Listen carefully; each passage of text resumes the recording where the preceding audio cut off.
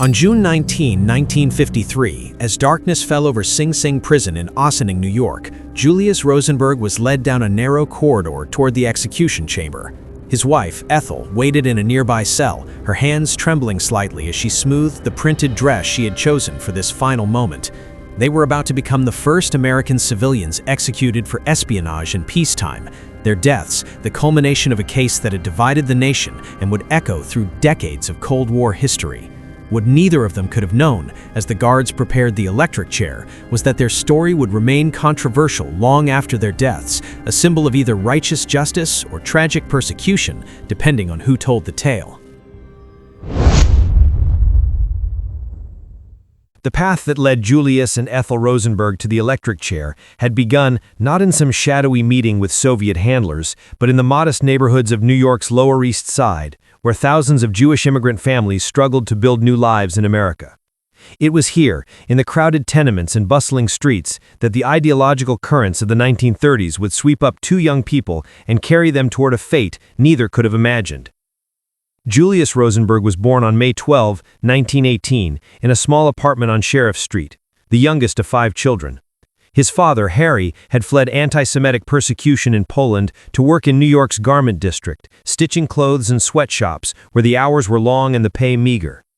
The family observed Orthodox Jewish traditions strictly, and young Julius attended Hebrew school where he proved himself a diligent student, absorbing both religious texts and a growing awareness of social injustice. The neighborhood itself was a laboratory of radical politics, where socialists, communists, and anarchists debated the future of workers' rights on street corners and in cramped meeting halls. By the time Julius enrolled at City College of New York in 1934, he had already been exposed to Marxist theory and the promise of a workers' paradise that seemed to address everything he had witnessed about poverty and inequality. City College in the 1930s was known as the poor man's Harvard, a place where the children of immigrants could obtain a quality education without the prohibitive costs of private universities. It was also a hotbed of leftist political activity, where student organizations debated the Spanish Civil War, the rise of fascism in Europe, and the apparent successes of Soviet economic planning during the Great Depression. Julius, studying electrical engineering, found himself drawn to the Young Communist League, attending meetings where earnest young men and women discussed how to build a more equitable society. The idealism was genuine, the commitment profound. These were not cynical operatives, but true believers who looked at the suffering around them and at the apparent achievements of the Soviet Union and concluded that they had found the answer to humanity's problems. Ethel Greenglass was born on September 28, 1915, into a similarly struggling immigrant family, though her path to radical politics took a slightly different route. Her father, Barnett, was a sewing machine repairman whose income barely supported the family. Ethel showed early talent as a singer and actress, performing in school productions and harboring dreams of a career on stage. But the Depression crushed such aspirations for most working-class children, and Ethel found herself working as a secretary at a shipping company, where she became active in organizing for better wages and conditions. Her involvement in labor organizing brought her into contact with Communist Party members who were at the forefront of union activities in the 1930s. To Ethel, communism represented not just an economic theory, but a moral imperative, a way to fight for dignity and justice in a system that seemed designed to exploit workers. Julius and Ethel met in 1936 at a New Year's Eve party organized by mutual friends in the labor movement. Julius was immediately drawn to Ethel's intelligence and passion for social justice, while Ethel found in Julius a kindred spirit who shared her commitment to building a better world.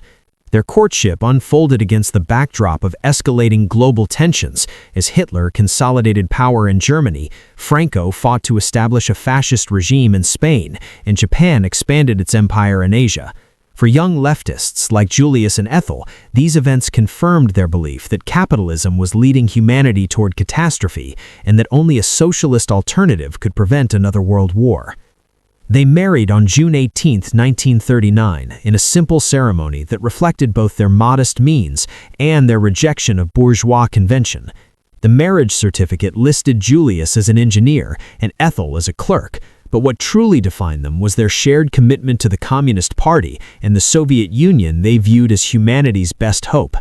Julius had joined the party formally in 1939, paying his dues and attending meetings where members studied Marxist texts and discussed how to advance the cause of socialism in America. Ethel, though never a formal party member, was equally committed, typing reports and organizing events.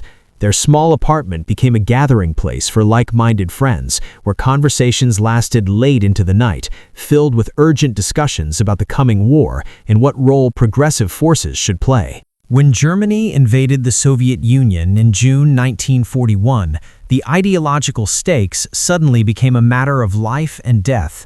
The country that Julius and Ethel revered as a workers' paradise was now fighting for its survival against the Nazi war machine. The United States, still neutral, seemed to Julius and others in the communist movement to be insufficiently committed to helping the Soviets in their desperate struggle. This perceived abandonment of the Soviet people would become crucial to understanding how Julius Rosenberg, an idealistic electrical engineer who loved his country, would eventually decide to betray it. Julius secured a position as a civilian employee with the U.S. Army Signal Corps in 1940, working as an electrical inspector at the Signal Corps Engineering Laboratories in Fort Monmouth, New Jersey. The job was precisely suited to his skills, involving the testing and evaluation of electronic equipment for military use. It also provided him with access to classified information about radar systems, fire control systems, and other military technologies that were advancing rapidly as America prepared for potential entry into the war. For Julius, this position presented an opportunity and a dilemma. He now had access to information that could help the Soviet Union, but sharing such information would mean betraying the trust of his employers and potentially violating laws designed to protect national security. The exact moment when Julius Rosenberg crossed the line from committed communist to active Soviet agent remains somewhat murky in the historical record, obscured by layers of secrecy and conflicting accounts. What is known is that sometime in late 1942, Julius was recruited by Soviet intelligence to provide information about military technology. His recruitment followed a pattern typical of Soviet operations during this period. Rather than approaching potential agents directly, Soviet intelligence officers would work through trusted intermediaries, often fellow Communist Party members, who could vouch for a person's ideological reliability and assess their access to valuable information.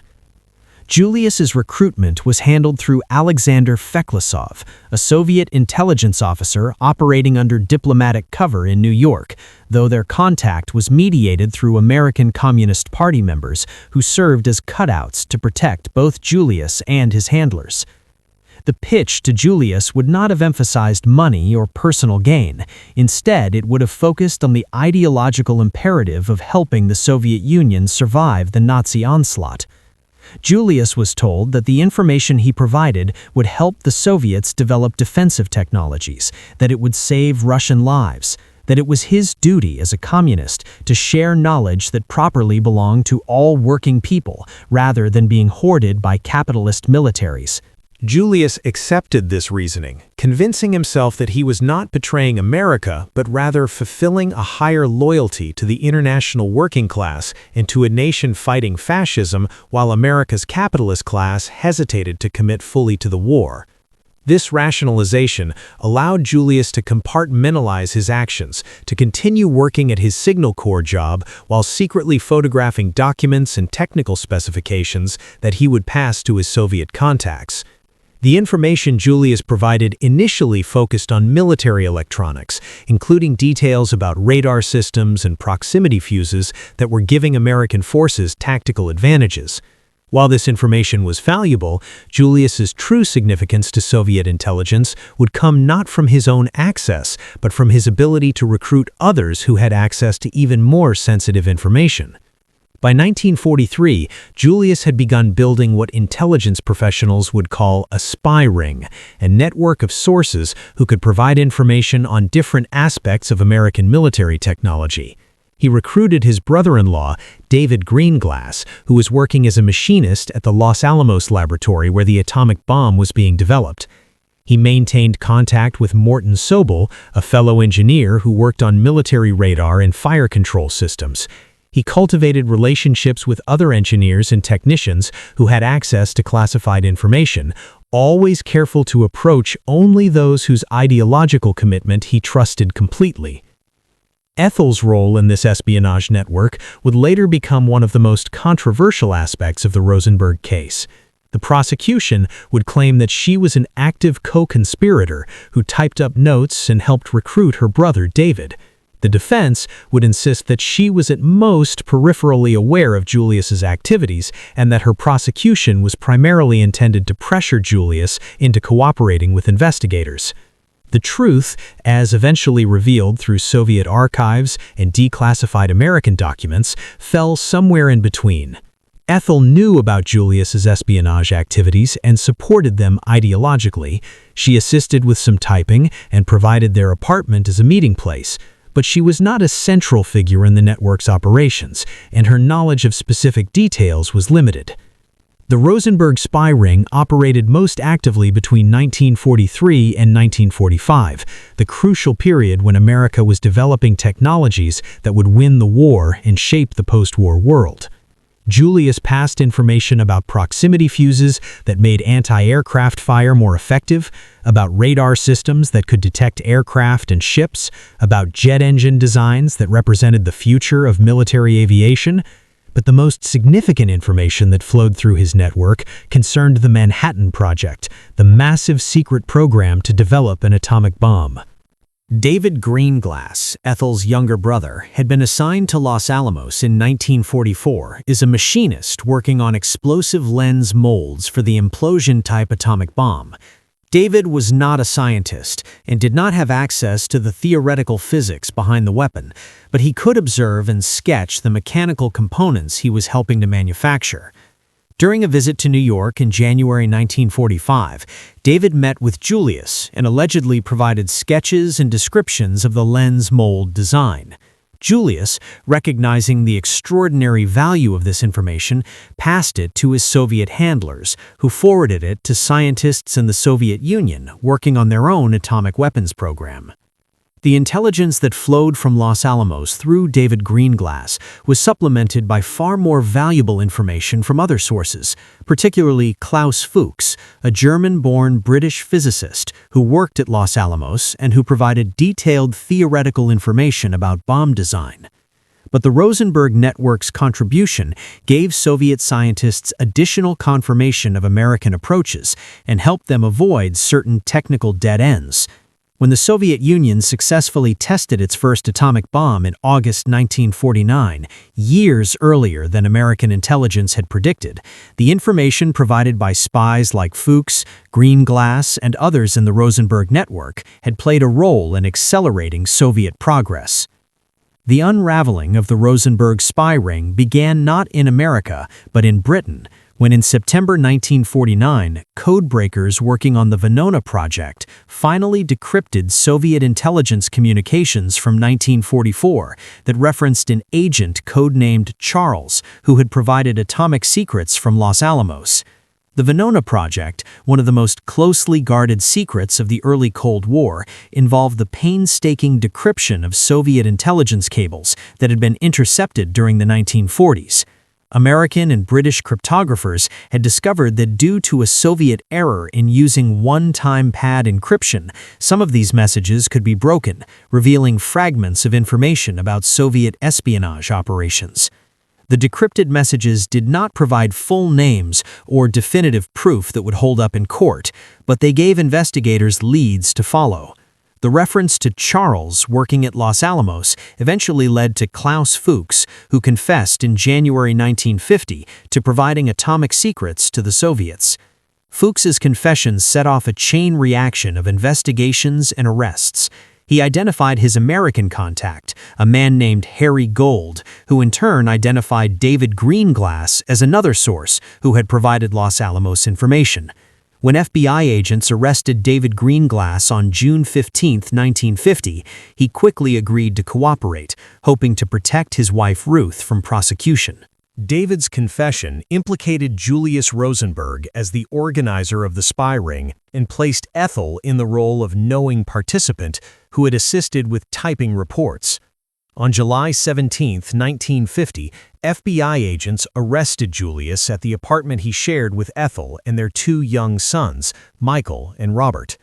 Julius maintained his innocence, refusing to answer questions about Communist Party membership or espionage activities. He invoked his Fifth Amendment right against self-incrimination, a decision that would later be used against him as evidence of guilt in the public imagination, though it was his constitutional right. For several weeks, Ethel remained free while investigators debated whether to charge her. The decision to arrest Ethel on August 11, 1950, was made partly based on evidence from David's testimony, but also as a calculated strategy to pressure Julius into cooperating. FBI officials and prosecutors believed that if Ethel faced execution, Julius would confess and provide information about other members of the spy ring and the Soviet intelligence officers who had handled him. The strategy was cynical, but not unusual. Prosecutors often threatened family members to break a defendant's resistance. Both Julius and Ethel refused to cooperate, maintaining their innocence and declining to implicate others even as they faced capital charges. Their silence reflected both their commitment to protecting their comrades and their perhaps naive belief that the government would not actually execute them, particularly Ethel, who was the mother of two young children. This miscalculation would prove fatal. The trial of Julius and Ethel Rosenberg began on March 6, 1951, in the federal courthouse in Lower Manhattan before Judge Irving Kaufman. The case had already generated intense public interest, occurring at the height of fears about communist infiltration in Soviet espionage. Senator Joseph McCarthy was conducting his anti-communist crusade. The Korean War had begun the previous June, and the Soviet Union's unexpected detonation of an atomic bomb in 1949 had shocked Americans and made the question of how the Soviets had acquired nuclear secrets a matter of intense national concern. The prosecution was led by Irving Seipol, the U.S. Attorney for the Southern District of New York, assisted by Roy Cohn, a young, aggressive prosecutor who would later become Joseph McCarthy's chief counsel. Seipol and Cohn presented a case built primarily on the testimony of accomplices who had agreed to cooperate. David Greenglass testified about passing atomic secrets to Julius and claimed that Ethel had typed up his handwritten notes. Harry Gold testified about his role as a courier who collected information from sources including David Greenglass. Other witnesses provided supporting evidence about meetings and relationships. The defense, led by Emanuel Bloch, a left-wing lawyer with limited experience in major criminal cases, struggled to counter this testimony effectively. The Rosenbergs themselves took the stand, denying all charges but refusing to answer questions about Communist Party membership, citing their Fifth Amendment rights. This refusal, while legally permissible, created a poor impression with the jury. The American public in 1951 was primed to view anyone who invoked the Fifth Amendment regarding communism as guilty of something, and the Rosenbergs' repeated refusals seemed evasive rather than principled. The evidence against Julius was substantial, built on multiple witnesses who described a coordinated espionage operation. The evidence against Ethel was thinner, resting primarily on David Greenglass's testimony about her typing notes and her general awareness of Julius's activities. Morton Sobel, another member of the alleged spy ring, was tried alongside the Rosenbergs and convicted, though he received a 30-year sentence rather than execution. On March 29, 1951, after deliberating for less than a day, the jury returned guilty verdicts against both Julius and Ethel Rosenberg on charges of conspiracy to commit espionage. The speed of the verdict reflected both the strength of the prosecution's case and the climate of fear and suspicion that pervaded American society in 1951. Communists were seen not just as political dissidents, but as existential threats to national security, and anyone convicted of spying for the Soviet Union could expect little mercy. Judge Kaufman's sentencing for April 5, 1951, and in the intervening week, he consulted with various officials about what sentence to impose. The decision to seek death sentences for both Julius and Ethel was controversial, even within the prosecution team. Federal prosecutors typically did not seek execution for espionage in peacetime, and Ethel's role appeared to be relatively minor compared to Julius's. But Kaufman, apparently influenced by the political climate and his own strong anti-communist views, decided that the Rosenbergs' crime warranted the ultimate punishment. At the sentencing hearing, Kaufman delivered a statement that would be quoted and analyzed for decades to come.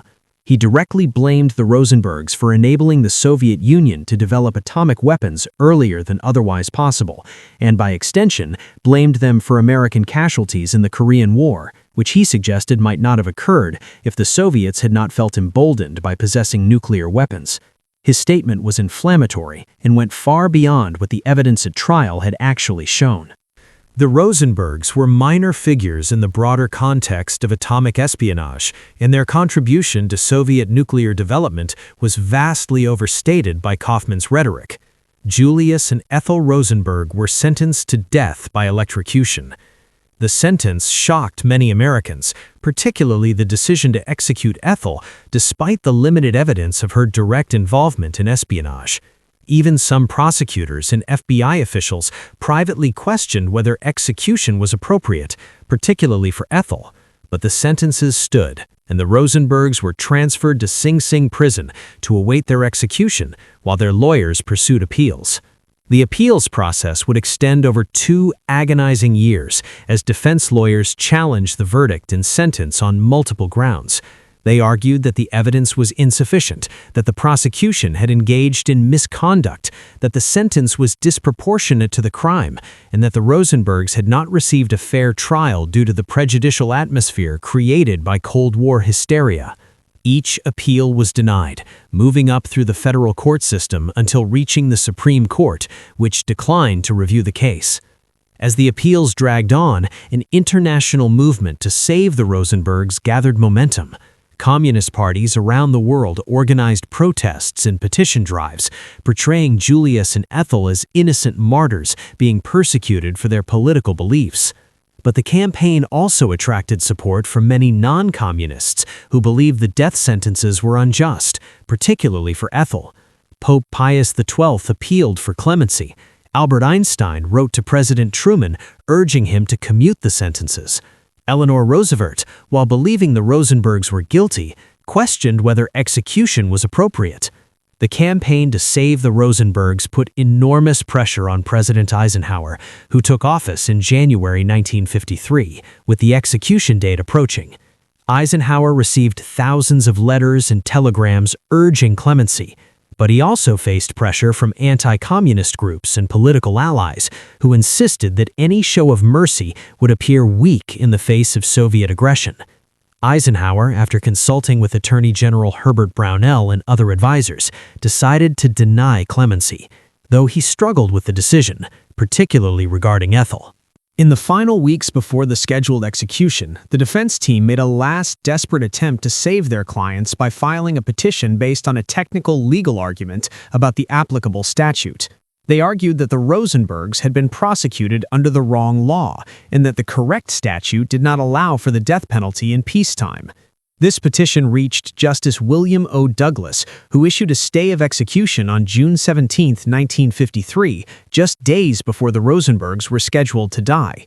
The stay created a final drama as Chief Justice Fred Vinson called the Supreme Court back from its summer recess for an emergency session to consider vacating Douglas's stay. On June 19, 1953, in a 6-3 decision, the Supreme Court vacated the stay, clearing the way for the execution to proceed that very evening. The rushed nature of this final proceeding, with the court reconvening an extraordinary session and making its decision with minimal deliberation, added to the sense among opponents that the execution was being driven by political considerations rather than careful legal analysis.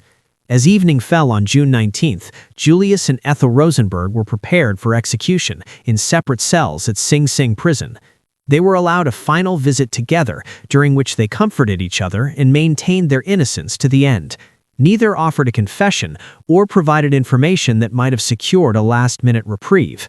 Their refusal to cooperate, which had characterized their entire ordeal from arrest through trial and appeals, reflected both their commitment to protecting others and their genuine belief that martyrdom served a larger cause.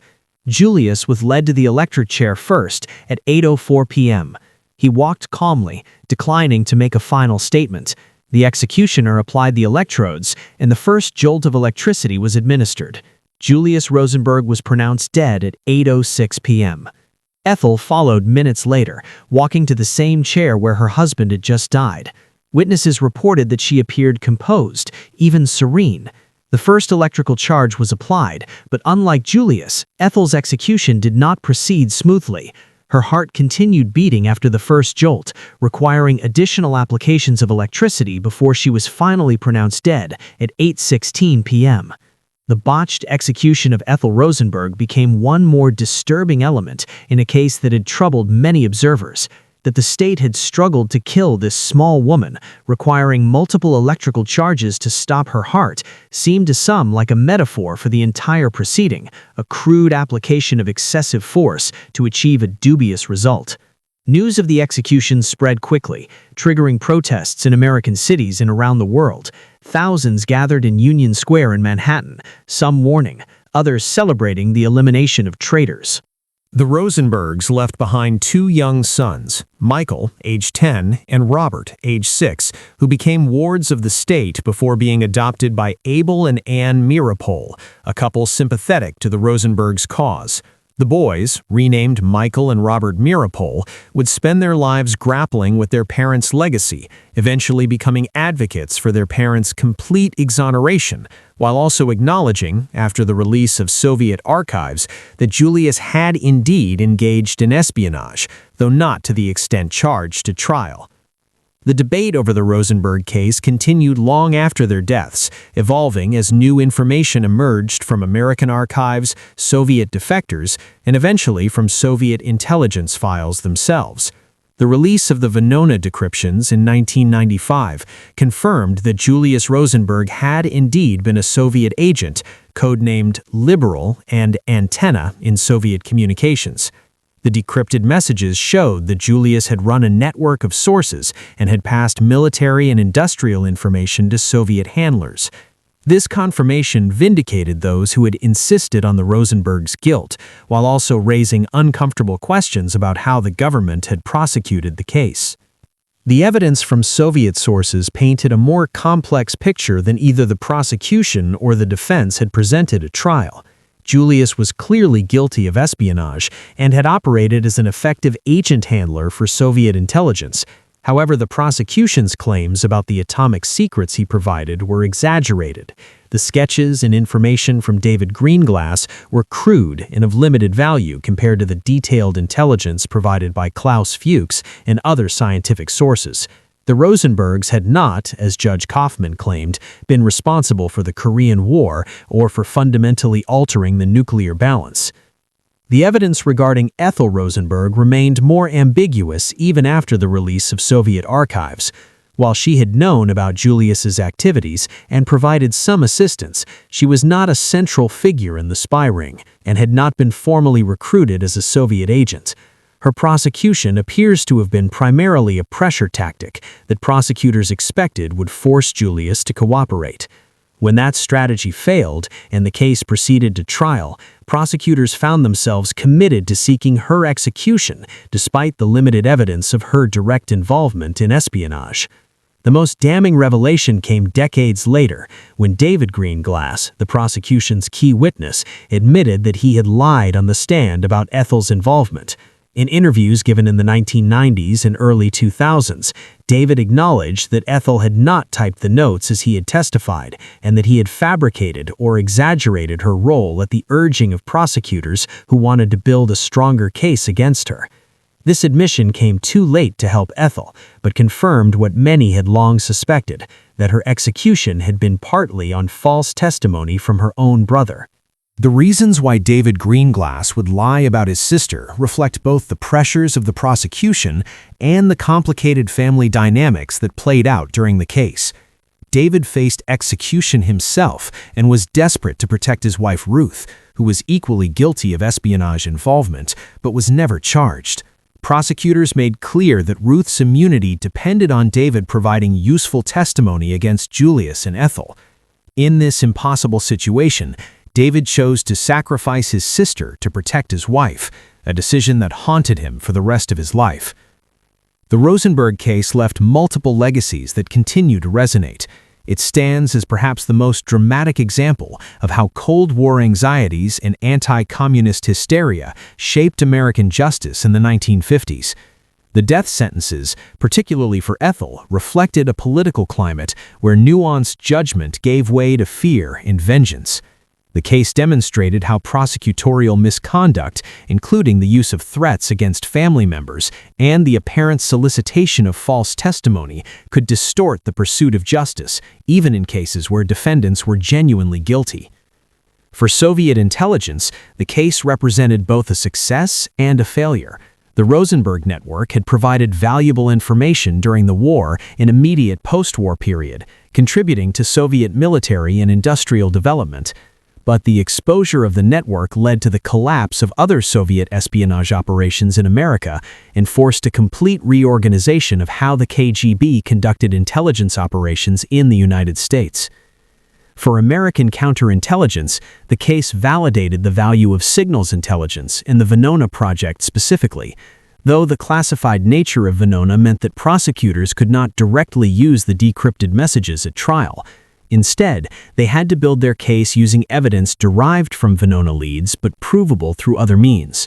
This practice of parallel construction, developing prosecutable evidence that leads back to classified sources, would become standard in espionage cases going forward.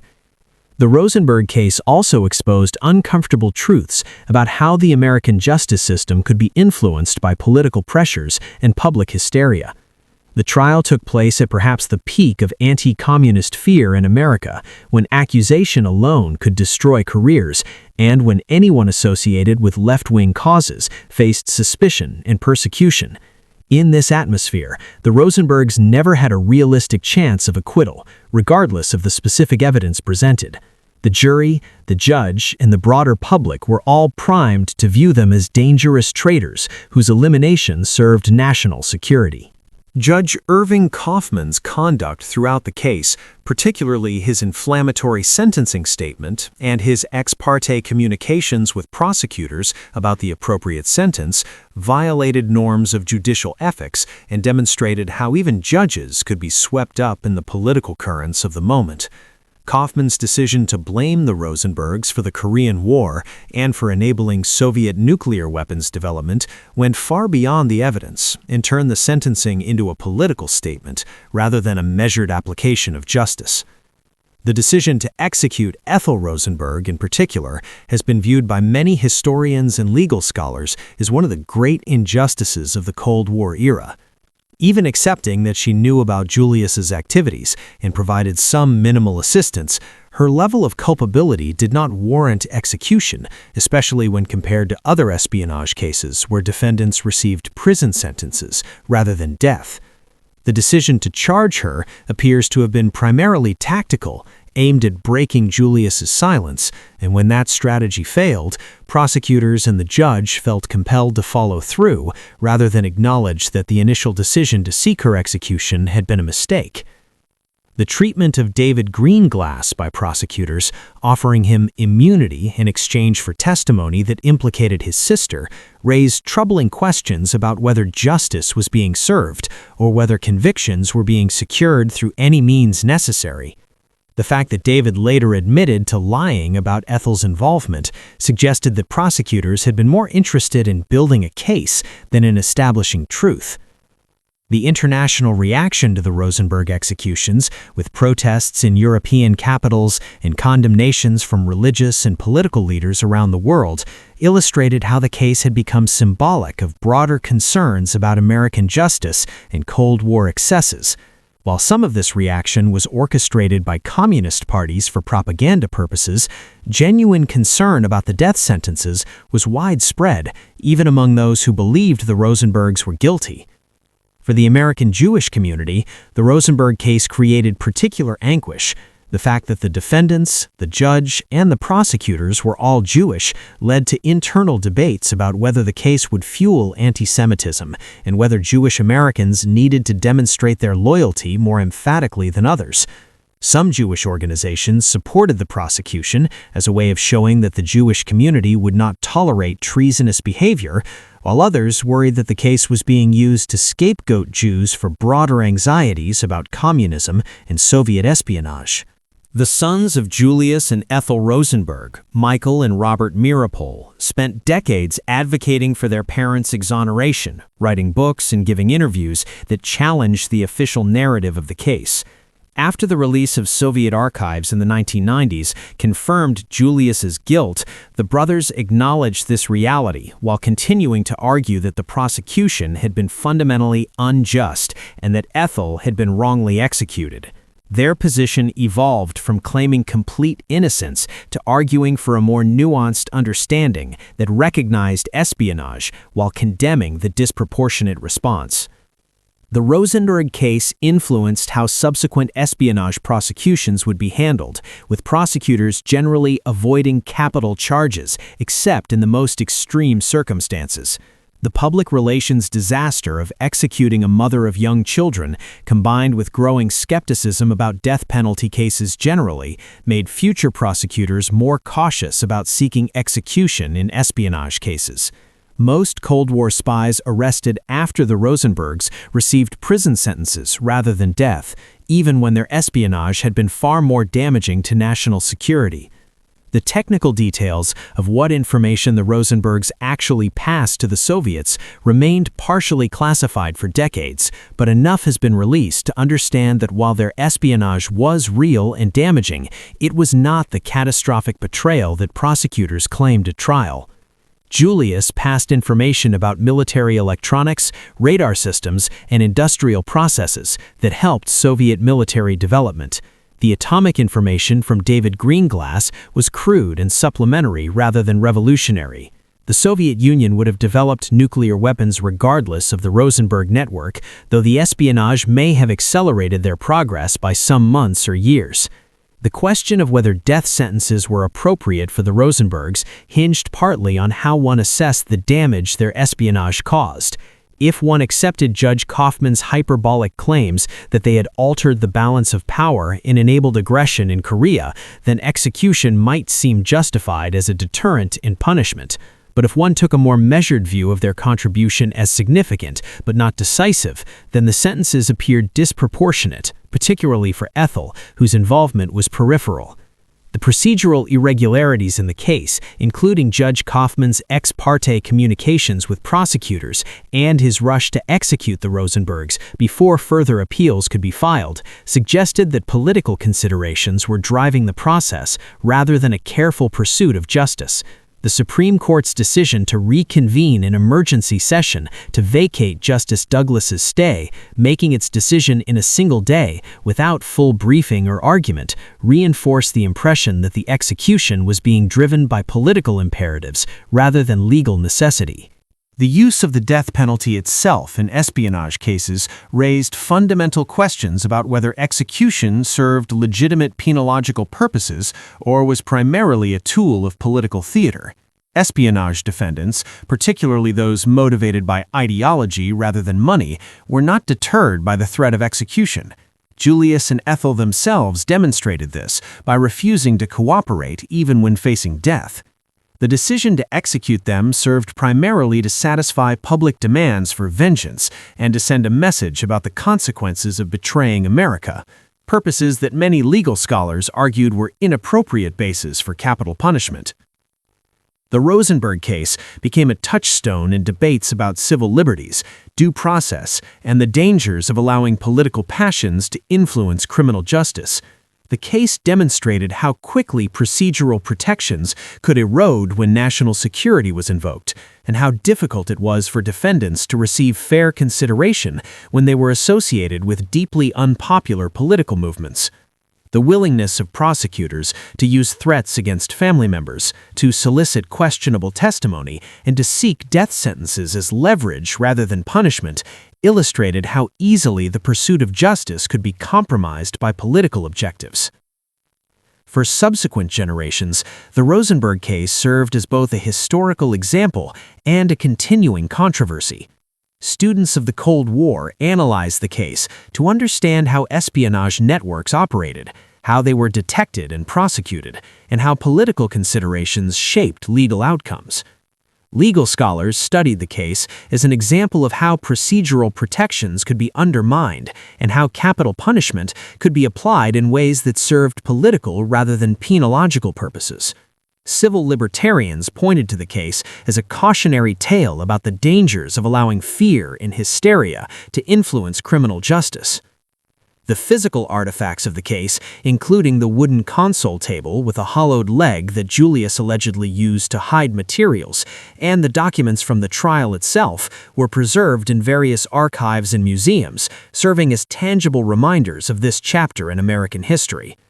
The prison where the Rosenbergs were executed, Sing Sing, continued to conduct executions until 1963, when New York imposed a moratorium on capital punishment. The electric chair used to execute the Rosenbergs remained in service until then, a grim reminder of the ultimate sanction the state could impose. The legacy of Julius and Ethel Rosenberg remains contested more than 70 years after their deaths. To some, they were traitors who betrayed their country and deserved the punishment they received. To others, they were martyrs who were persecuted for their political beliefs and executed as scapegoats for broader Cold War anxieties. To still others, they represent a more complex truth, guilty of espionage, but victims of disproportionate punishment shaped by political hysteria rather than measured justice. The truth, as revealed through decades of historical research and the release of previously classified materials, suggests that Julius Rosenberg was indeed a Soviet agent who passed classified information that aided Soviet military and industrial development. His espionage was real, deliberate, and damaging to American security interests. Ethel Rosenberg was aware of her husband's activities and provided some assistance, but her direct involvement was minimal, and her prosecution appears to have been primarily a pressure tactic that tragically failed to achieve its objective of breaking Julius's silence. Whether death sentences were appropriate for either of them remains a question that honest observers can answer differently depending on their values and perspectives. What seems clear is that the case was handled in ways that departed from ideal standards of justice, that political considerations influenced outcomes at multiple stages, and that at least in Ethel's case, false testimony contributed to a wrongful execution that should trouble anyone who cares about the integrity of the justice system. The Rosenberg case stands as a reminder that even in democracies, even with procedural protections and rights of appeal, miscarriages of justice can occur when vigilance falters and the rule of law bends under the weight of fear and politics.